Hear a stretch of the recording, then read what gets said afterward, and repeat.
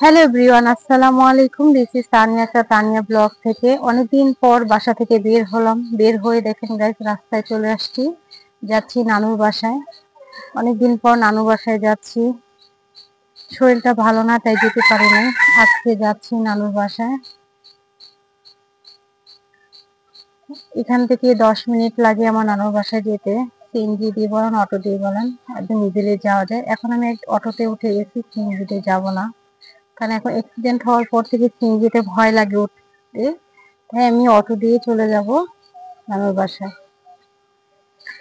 দেখেন, যেতে যেতে আপনাদের সাথে শেয়ার করলাম আমাদের এলাকার রাস্তাঘাট গুলো। সুন্দর সবুজ শ্যামল পরিবেশ, আশেপাশে অনেক পুকুর, পুকুরের চারপাশটা অনেক সুন্দর, দেখতে ভালোই লাগে।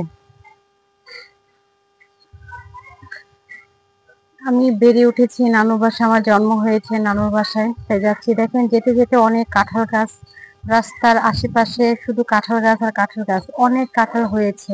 পুরোটা রাস্তা জুড়ে শুধু কাঁঠাল গাছই। দেখেন গাইস, আপনারা বুঝতে পারছেন কিনা জানি না, বাট খুবই সুন্দর।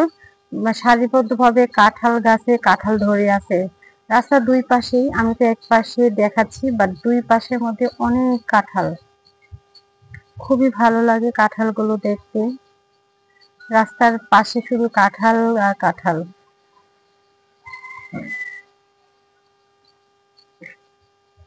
পরিবেশটা অনেক সুন্দর ছিল, দেখতে খুব ভালো লাগছে, চমৎকার পরিবেশ। আমার নানুর বাসায় আমার ছোট মামি থাকে, আমার বড় মামিরা ঢাকায় থাকে। আর ছোট মামি ফোন দিয়ে বলতেছে আমাকে আসার জন্য, বাট আমি যাই না, ভালো লাগে না। তাই আজকে হঠাৎ করে মনে হলো যে একটু যাই, যে ঘুরে আসি, তাই যাওয়া।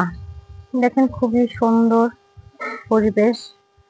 আমার তো ভিডিও করতে খুবই ভালো লাগছে, চমৎকার পরিবেশ। প্রায় চলে আসছি আমার নানুর বাসায় এলাকাতে।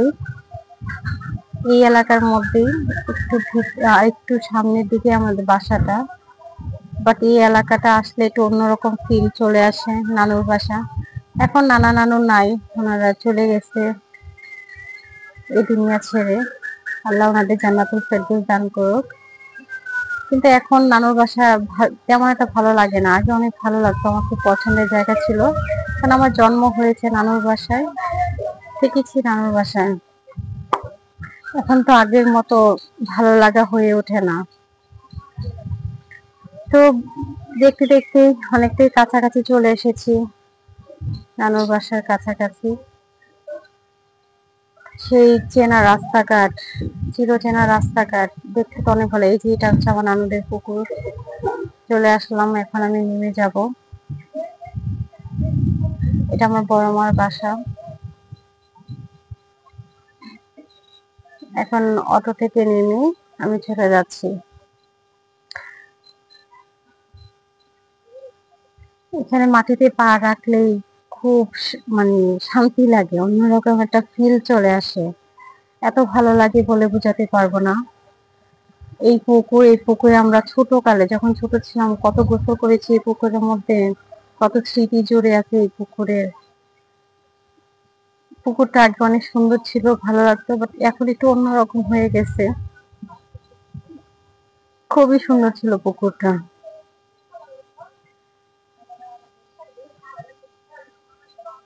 আজকে শেয়ার করব আমার নানুর বাসায় কত গাছ গাছালি আছে। আগে অনেক ফলের গাছ ছিল, এখন তো কমে গেছে।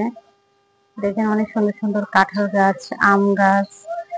আগে অনেক অনেক পেয়ারা গাছ ছিল, খুব সুন্দর। আমরা অনেক পেয়ারা খেয়েছি, আম খেয়েছি। এত পরিমাণে আম গাছ ছিল, এত সুন্দর সুন্দর আম ছিল, বাট এখন তো নাই। সব আম গাছ মানে মরে গেছে। আমার নানু গাছে অনেক যত্ন নিত, তাই ওনার অনেক ফল হতো।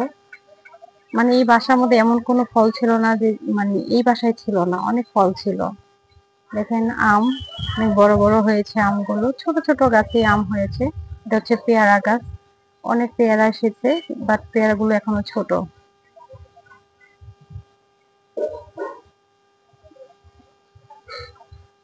এখানে আরেকটা ছোট আম গাছ, পেয়ারা গাছ, দেখতে ভালো লাগে।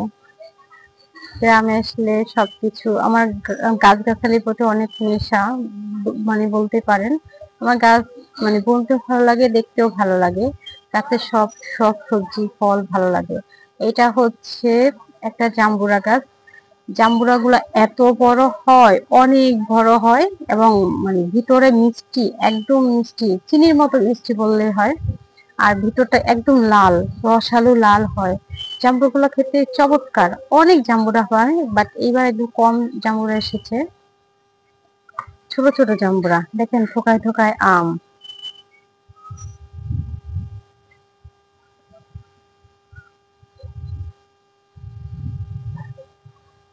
খুবই সুন্দর আমগুলো, একদম থোকায় থোকায় আম এসেছে।